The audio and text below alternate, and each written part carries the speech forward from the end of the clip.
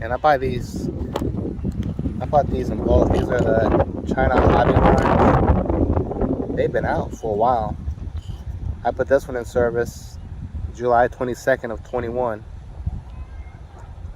and it's still a good battery. But I've been through so many of these, and I've reordered them. But the way the world is now, I don't know if I'm going to be able to order anymore. Because one, I don't have a job, no income. So that's pretty much the only real tangible, I guess that's the word, tangible asset or piece that I need for my drones. And now they got the lithium ion batteries. These are lithium polymer. They got lithium ion batteries now, but the lithium polymer delivers the voltage and the amps, the power you need, delivers the power you need to get the flight done. The lithium ions are more for long range cruising, and I don't really cruise. I mean, I do compared to the younger pilots. Yeah, I cruise, but my batteries last me. I try to take care of them. So with all that being said, I got parts, and even though something new comes out in this hobby, you don't got to go out and jump on that and buy it right then. It took me years to get Crossfire because I kept seeing people use it. They kept talking about the link. Well, with these FreeSky receivers, you can fly them. You can fly them a good distance. But if you fail safe, which means you lose radio connection, you got to walk and get that back. And if you're flying over stuff that you may not be able to get to, your quad, and you lose it because the radio failed, and you're, a quarter, you can see the drone without the goggles on it. You're like, man, I want a better radio link. So I got the FreeSky R9M. This right here. A red connector with this antenna. Cheap long range solution is what they pushed it as on YouTube. Now the people that knew better on YouTube, like Drone Camps, Justin Davis, he tells you straight up, like, yeah, this is a long range link to your quad, but you need GPS. So I started getting into GPS, buying the modules, putting them on my quads. So if I do lose radio connection, the quad will actually fly back towards you, or hopefully you get back into your radio pattern and you can take control and fly it back. But then I found I got tired of putting GPS on everything and waiting for satellites. So I bought bigger quads. I got the Chimera 7-inch. And just like I said, within months later, they had a different Chimera 7-inch. And now this year, they got a different Chimera 7.5-inch with digital FPV from DJI on it and all that. But I don't need to keep up with that because I'm flying. So you'll get to a point in the hobby where you're like, I got the stuff that I need, but at the same time you can always buy stuff. But my Chimera 7-inch, I don't fly it often. I bought it to fly out into the country or in West Texas, out in the mountains somewhere. But I never got that. I never got to that. I never got to that spot to where I could do that. It's okay. And so hopefully one day I'll be able to get out to the mountains in the far deserts of West Texas and fly. Even up in Amarillo towards there, the panhandle, it's flat. It's just windy. It's windy today. But I bought my 7-inches where I can fly them out. Got cameras I can mount on there and fly and get video. But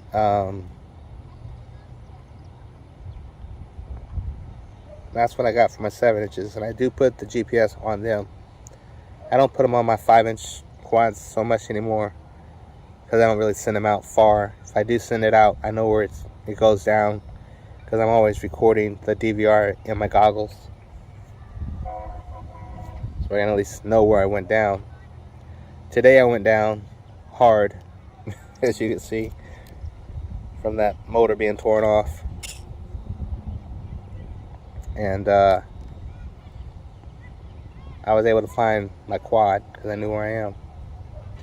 But when I first started out, wild man, trying to be with the big boys, and I was even watching videos on YouTube from experienced pilots. Don't do this, don't do that. And you go right outside with your drone and try to do it, and you lose it. So the Walkura Scout at $700 a pop, gone. My last one got stolen. I had left my garage door cracked open to get some ventilation in there, because that's where my workbench was, and people came in sometime in the early morning and took some of my drones. It upset me, but at the same time, you need the knowledge to fly what you've stolen. So luckily I had my backpack with all of my controllers and all that stuff inside, and it didn't get stolen. But I was like, how are you gonna steal something and not know how to use it? And if I walked around this park right now with all these kids and people here, nobody's gonna buy that. They might say, oh wow, that's cool, that's interesting, but they're not gonna pull up the money to, because they don't have the knowledge. And just the fact that somebody took my stuff and don't have the knowledge to use it, that upset me. At least be educated and know what you're doing. But who knows, maybe they did have the knowledge, but I don't think whoever did it didn't, because the stuff they should have taken, they didn't. The stuff that they thought was cool, it was alright. But that got to me.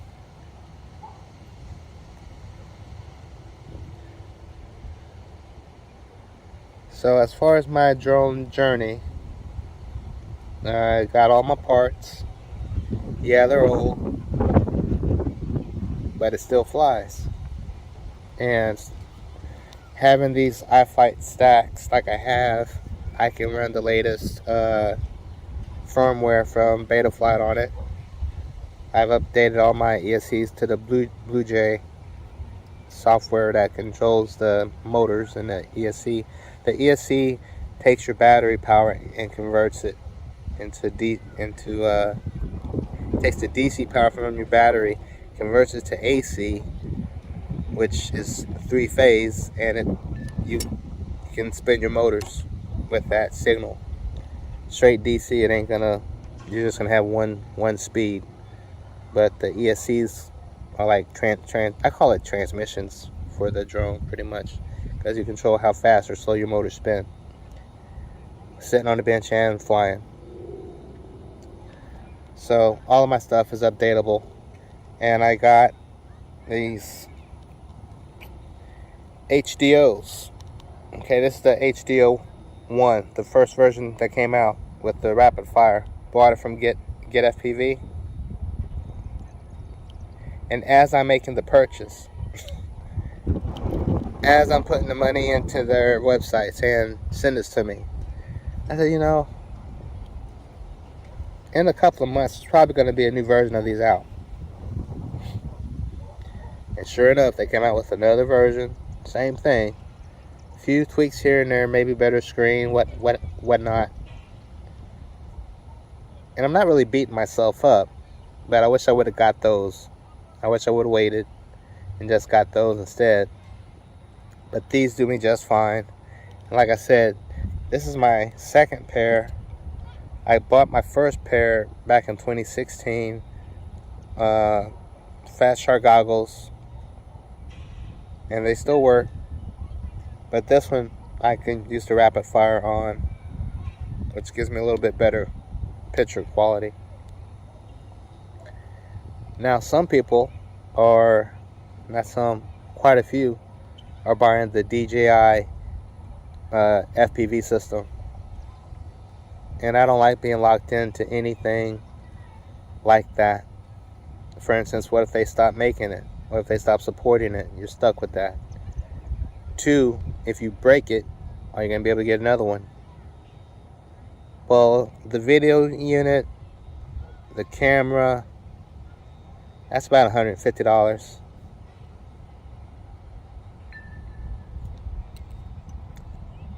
This VTX right here, probably, I don't know what I paid for them. Maybe $50. Camera was probably $20 something. So I spent maybe $70 total for that video. It's analog video. It allows me to fly the drone. No, I don't get the video that y'all are looking at on internet and TV and all that high quality HD stuff, but when you're crashing your drone, smashing it, tearing motors off of it, smashing your camera up, I ain't got that type of money to be throwing $150 at a drone every time I have a crash. With analog, I can crash. If I break a lens, I can take it out of another camera I'm not using, put the lens in there and keep on flying. I can plug my stuff up wherever I want to fly and fly. I don't got to wait on a satellite to find out where I am, to see if it's safe for me to fly it or whatever. I can just fly my stuff. With DJI, you're in some type of government tracking whatever crap. They don't tell you that, but that's what it is. But basically, if I want high definition video, I'll put a high definition video on the drone. But I'm at the point now to where I have drones that just have the high definition camera mounts on them. So now all of my quadcopters have mounts on them for high definition cameras, because I don't need a lot of them. And lately I've been in the same parks, same city, so I'm not filming anything that y'all haven't seen already.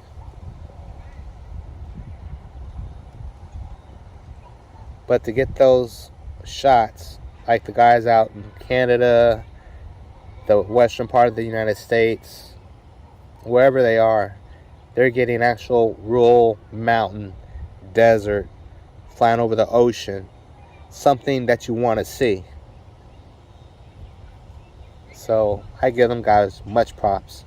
I just started watching a guy, Rad, I don't know what it is, Rad something, but he flies.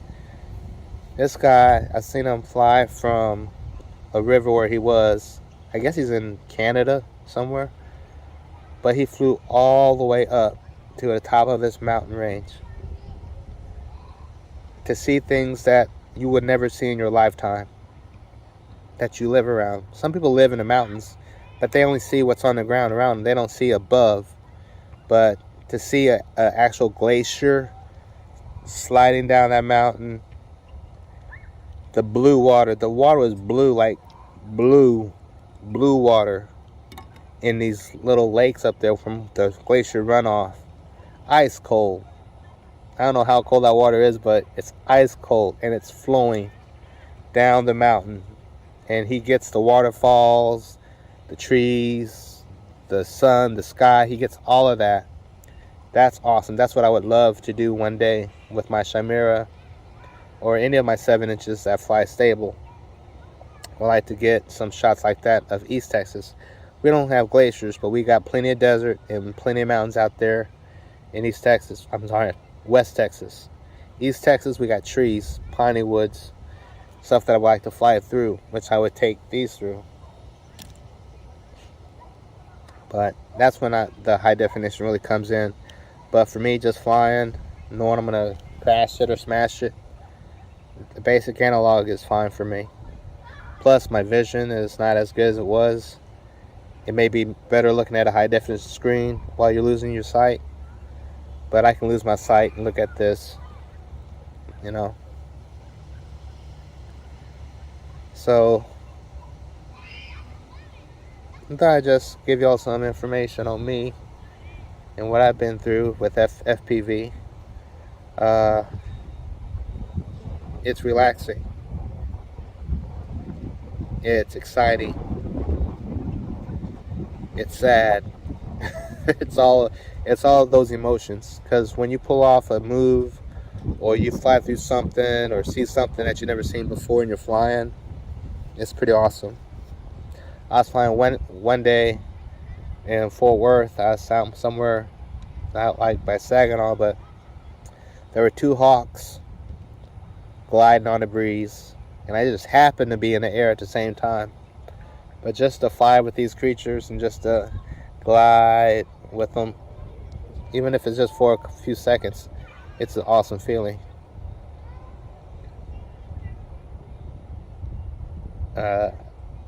Trains, I love trains.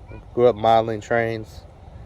But just to fly alongside of a train rolling down a track, it's pretty cool to see the train from a whole different perspective. And that's basically what FPV gives you.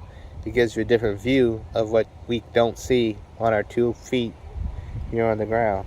You're actually up above.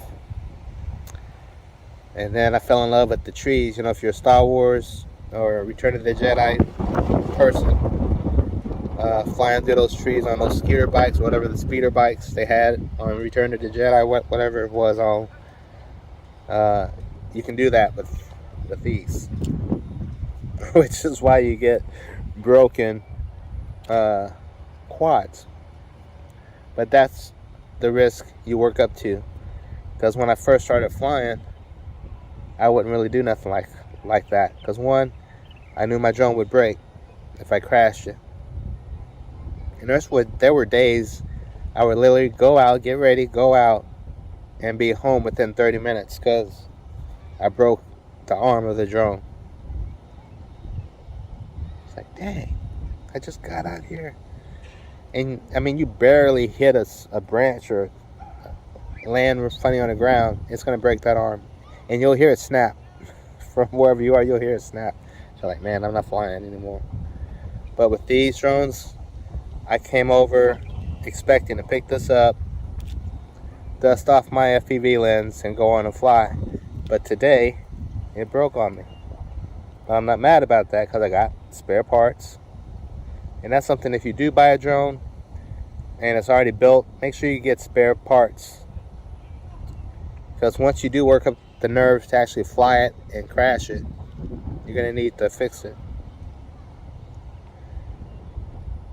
So, yeah, speeding through the trees. I got tired of climbing trees. That's something else I learned quickly. Getting too old to be climbing trees. And I can't tell you the last time I climbed a tree.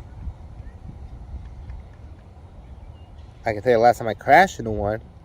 I wasn't planning on crashing into it. But it's this time of day, the sun's going down, and you get that glare. If you turn into that sun in that FPV lens, it's going to blind you. And I happened to be going up under, well, I was getting ready to go up under some trees at a park. And I saw a guy off to the right. I wasn't near him, but just the fact that there were people out and I didn't see him, I went ahead and throttled up, and I got stuck in a tree. I'm looking at this tree, I'm like, nah. So, I know a guy, he had some extra PVC pipe I saw. I didn't see it. I was asking him if he had any. But he recently moved and he had some PVC. So I had 3 pieces of that. It took me about 2 pieces to get up in the tree to knock the drone down. But that was the last time I got stuck in a tree. Times before that, I was climbing these trees to get to the drone. I'm like, after 2 times, I'm like, nah. I like flying through the trees, around the trees, but I get tired of climbing trees. I'm too old. Now, as a youngster, I was always up a tree somewhere because I grew up in the country. So climbing the tree wasn't nothing. But yeah, you will go through a lot to get your drone back if you ever lose it, and it's retrievable. But yeah, to get all those shots, the desert, the mountains, I'm hopefully going to one day work my way up to where I can do that. I thought I'd be driving trucks still, and I would be in those places. But there's other truckers out there that do fly FPV, and they're getting those shots. So at least I still get to see the countryside through their FPV vision. But yeah, I would love to go back to driving truck, but I don't know if I'll ever be able to with the medication that I'm on. And sometimes I feel good and sometimes I feel bad. And sometimes, like right now, I'm feeling good, but all of a sudden it'll just hit me to where I'm feeling bad. So I don't know if driving trucks will be one thing I can do.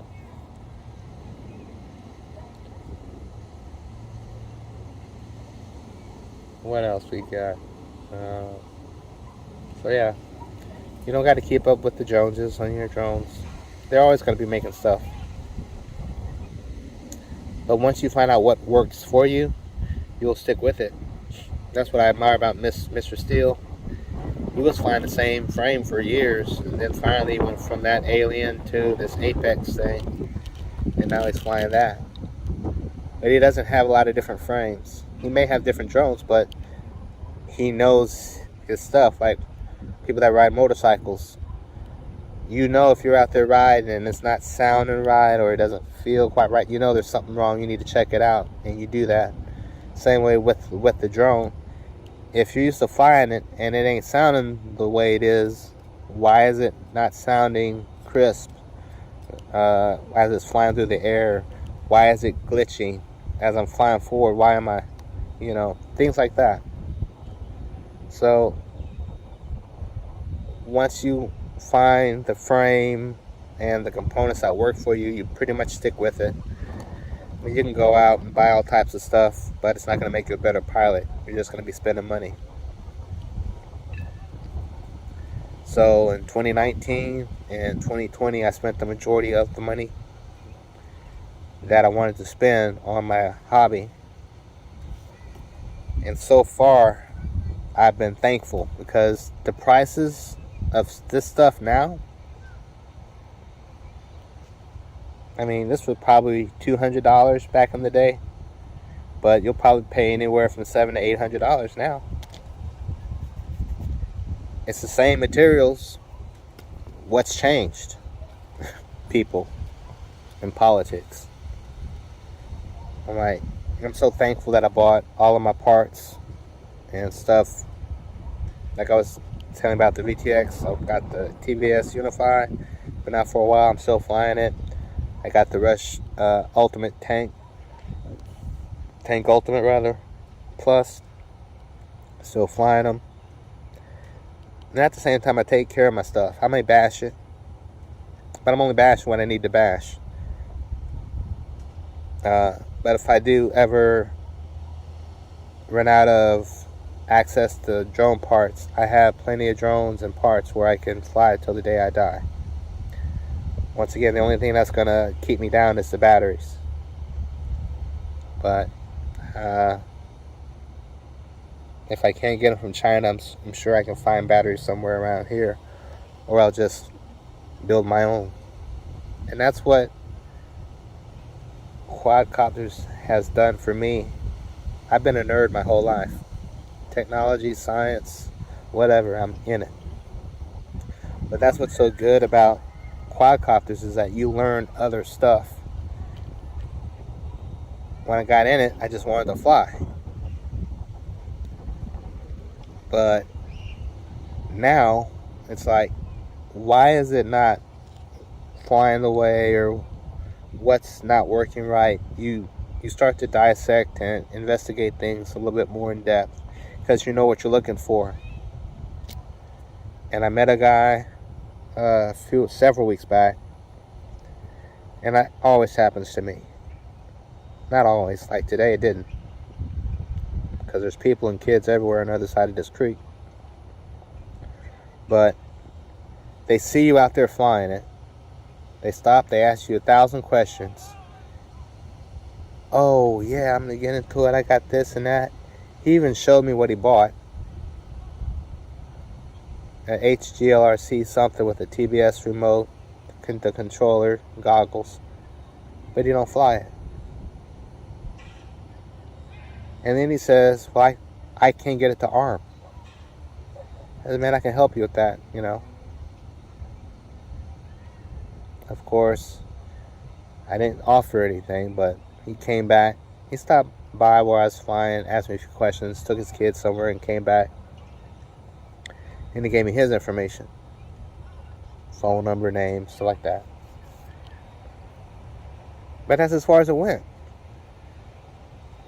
You don't got time to fly, you got it, but you don't want to fly it because you don't want to crash. But you're going to crash because you need to crash to learn how to fly. And then I'm telling them, well, you need to build one. That way you know how to do all that. And I'm willing to give my knowledge. I'm not giving him part, I'm giving him knowledge to this dude. And he don't want it.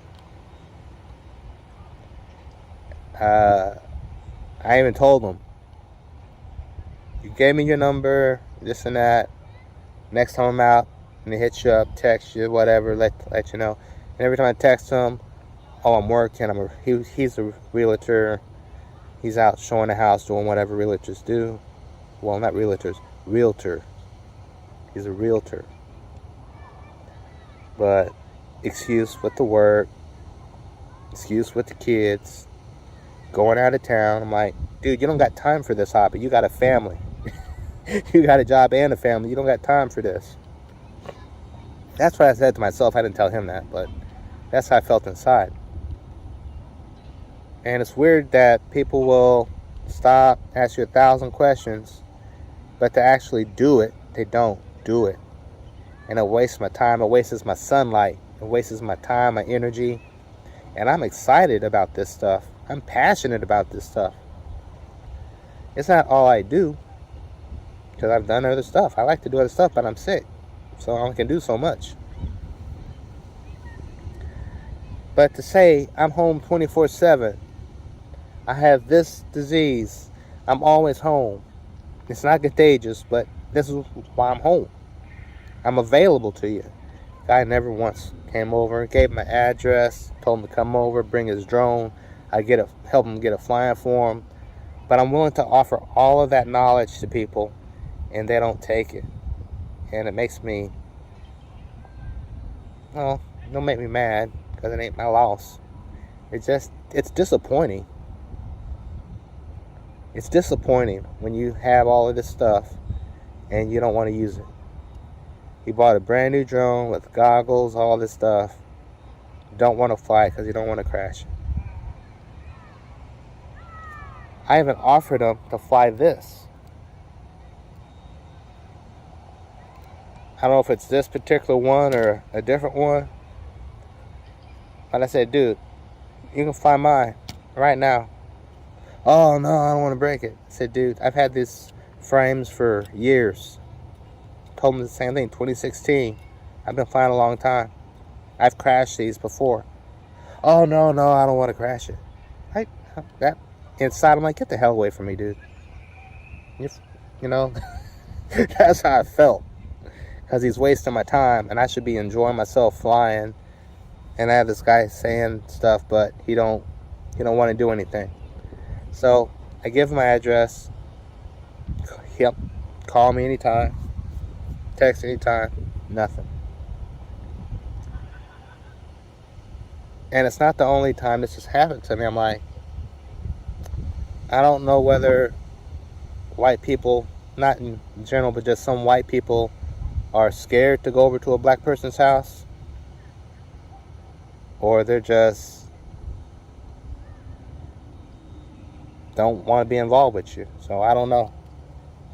I was born and raised in Missouri, very racist state. I don't think you can go a day in Missouri without talking about race or something. And it's sad.